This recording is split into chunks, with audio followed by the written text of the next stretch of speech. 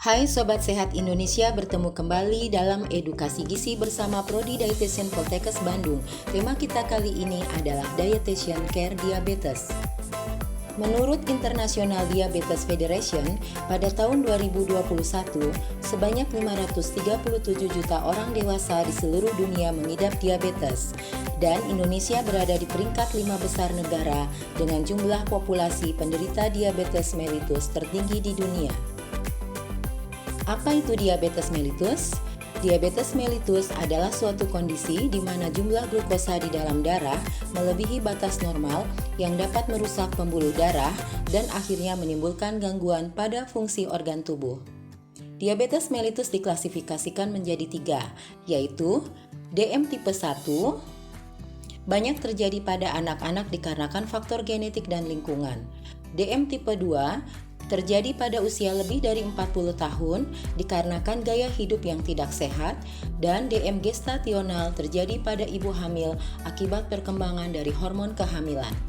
Adapun gejala diabetes yaitu poliuri, sering buang air kecil, polidipsi, mudah merasa haus, polifagi, mudah lapar, dan berat badan turun secara drastis. Diabetes mellitus menimbulkan banyak komplikasi, diantaranya stroke, infeksi luka, gagal ginjal, dan serangan jantung. Apakah diabetes dapat dicegah? Diabetes dapat dicegah yaitu dengan cek rutin gula darah secara berkala, makan makanan sehat dan bergizi, menjaga berat badan tetap ideal, dan melakukan aktivitas fisik, menjaga stres, tidak merokok, dan minum air putih 8-10 gelas per hari. Bagaimana jika sudah terkena diabetes? Jangan panik dahulu, kendalikanlah kadar gula darah dengan 4 pilar tata laksana DM, yaitu edukasi DM, pengaturan pola makan, aktivitas fisik, dan konsumsi obat-obatan secara rutin dan teratur.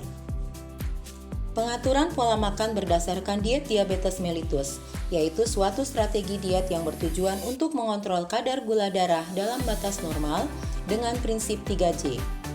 J yang pertama adalah tepat jadwal makan, terdiri dari 3 kali makanan utama dan 2-3 kali makanan selingan, dengan memberi jarak 2-3 jam di antara waktu makan. Berikut adalah jadwal makan diabetisi. J yang kedua yaitu tepat jenis makanan. Hindarilah karbohidrat sederhana. Karbohidrat sederhana lebih mudah dipecah sehingga cepat meningkatkan kadar gula darah, seperti gula, permen, donat, cookies, soft drink, sirup, dan jelly. Gunakanlah karbohidrat kompleks. Karbohidrat kompleks lebih lama dicerna tubuh, rendah gula, dan tinggi serat, sehingga mampu mengontrol kadar gula darah. Contohnya seperti beras merah, kacang, gandum, sayur, dan buah.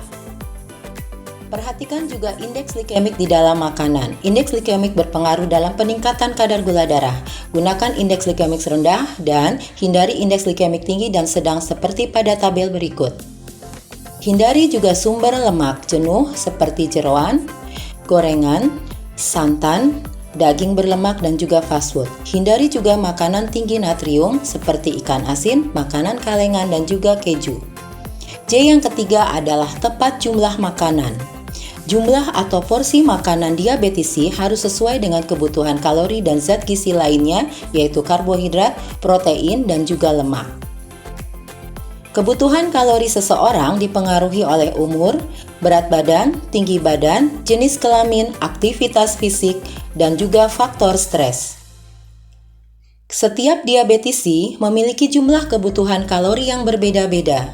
Untuk mengetahui jumlah kebutuhan yang tepat, konsultasikanlah dengan dietitian atau ahli gizi Anda. Demikianlah edukasi gizi tentang diabetes mellitus. Sampai berjumpa pada tema selanjutnya. Semoga bermanfaat. Salam sehat gizi seimbang.